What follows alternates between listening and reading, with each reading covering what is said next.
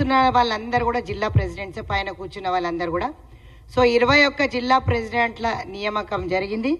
దాంతోపాటు 11 మంది వైస్ ప్రెసిడెంట్లు, 6 మంది జనరల్ సెక్రటరీలు, 20 మంది సెక్రటరీలతో కార్యవర్గం ఏర్పడింది.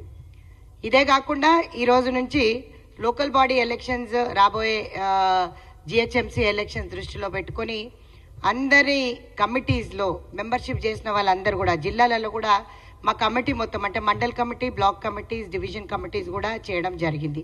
సో అదేవిధంగా నారీ న్యాయ్ సమ్మేళన్ కిడ్స్ ఏదైతే మా అల్కాలంబ గారు నేషనల్ ప్రెసిడెంట్ ఆధ్వర్యంలో జరిగిన ఈ మెంబర్షిప్కి సంబంధించి నారీ న్యాయ్ సమ్మేళన్ కిడ్స్లో మీకు దాంట్లో ఒక పెప్పర్ స్ప్రే, ఒక చట్టాలకు సంబంధించి ఏ చెల్లె కూడా ఏ పోలీస్ స్టేషన్కి వెళ్ళాలంటే ఎలాంటి చట్టం దాంట్లో అంటే ఇప్పుడు వాళ్ళకి ఏదన్నా ఇబ్బంది కలిగినట్టయితే ఎలాంటి సెక్షన్ పెట్టుకోవచ్చో అవన్నీ కూడా బుక్లెట్స్లో వివరించడం జరిగింది.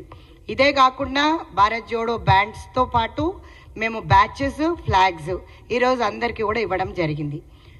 మొన్న కూడా అద్ద ప్రెసిడెంట్స్ తీసుకెళ్లారు, అంటే ఒక 10 మంది వరకు తీసుకెళ్లారు. ఈరోజు ఒక 10 మంది వచ్చారు. పండగ సందర్భంగా కొంచెం రాకుండా బయట ఉన్న వాళ్ళందరూ కూడా ఈరోజు తీసుకోవడం జరిగింది. చాలా సంతోషకరమైన పరిణామం ఇది. మహిళా కాంగ్రెస్ అందరికన్నా కూడా అన్ని ఫ్రంటల్స్లో ముందంజలో ఉంది అని చాలా గొప్పగా చెప్పుకుంటాను.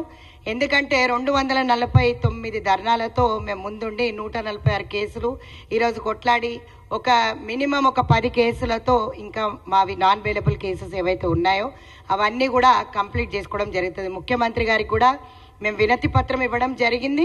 ఈ కేసులు క్లోజ్ చేయమని చెప్పి కూడా మేము అడుగుతున్నాం. ఎందుకంటే బీఆర్ఎస్ బీజేపీ పాలనలో ఆడవాళ్ళకి రక్షణ లేకుండా పోయింది. ఈరోజు చూస్తున్నట్టయితే పరిణామాలు ఎంత దరిద్రంగా ఉన్నాయో మీరు అందరు గమనిస్తున్నారు.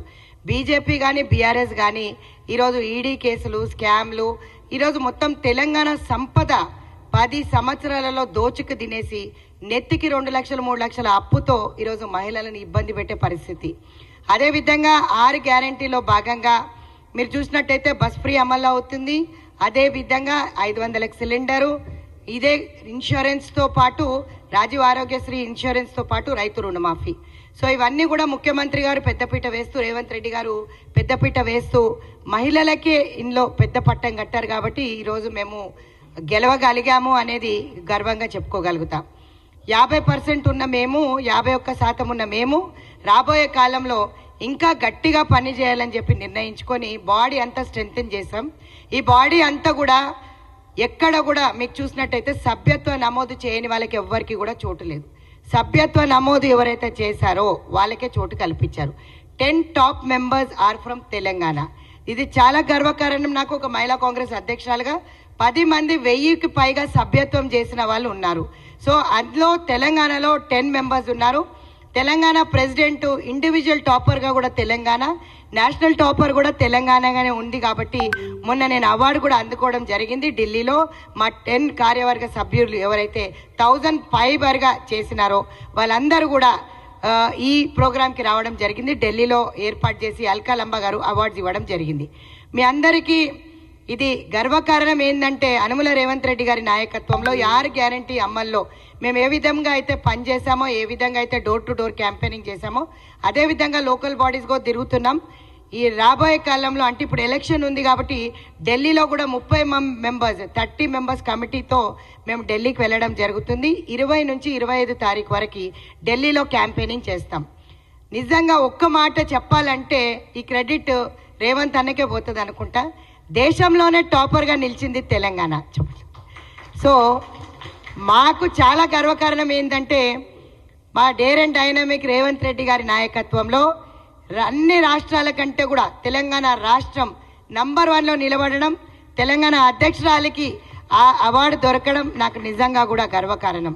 సో తమ్ముళ్ళందరికీ కూడా విజ్ఞప్తి చేస్తున్నాం, ఢిల్లీ ఎలక్షన్స్కి ఏదైతే వెళ్తున్నామో 20 నుంచి 25 ఇదే విధంగా మా కార్యవర్గం అంతా 105 మంది 105 మెంబర్స్తో మా కార్యవర్గం డిక్లేర్ చేయడం జరిగింది.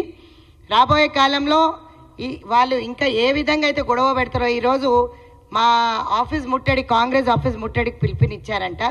సో మగవాళ్ళు అవసరం లేదు, ఆడవాళ్ళే వాళ్ళకు గట్టిగా బుద్ధి చెప్తాము. ఈరోజు ఒకవేళ గాంధీ భవన్ దగ్గరికి వచ్చినట్టయితే 100% ఇక్కడ ఉన్న మా మహిళా కాంగ్రెస్ సోదరుమణులే చాలు, ఎవరు అవసరం లేదు, పోలీస్ ఫోర్స్ కూడా అవసరం లేదు, మేము ధీటుగా ఎదుర్కొంటాం. సో ఆ విధంగా మేము ఏ విధంగా అయితే ఈ 3.5 సంవత్సరాలు మేము పనిచేసామో అదే విధంగా రాబోయే కాలంలో కూడా అందరికీ పెద్దపీట వేస్తానని చెప్పి రేవంత్ అన్న నాయకత్వంలో మళ్ళొకసారి తొందరలోనే పిసిసి కూర్పు కూడా జరుగుతుంది. అదేవిధంగా నామినేటెడ్ పదవుల్లో కూడా మహిళలకు పెద్దపీట వేస్తానని చెప్పి పిసిసి అధ్యక్షులతో పాటు మన సీఎం గారు కూడా హామీ ఇవ్వడం జరిగింది.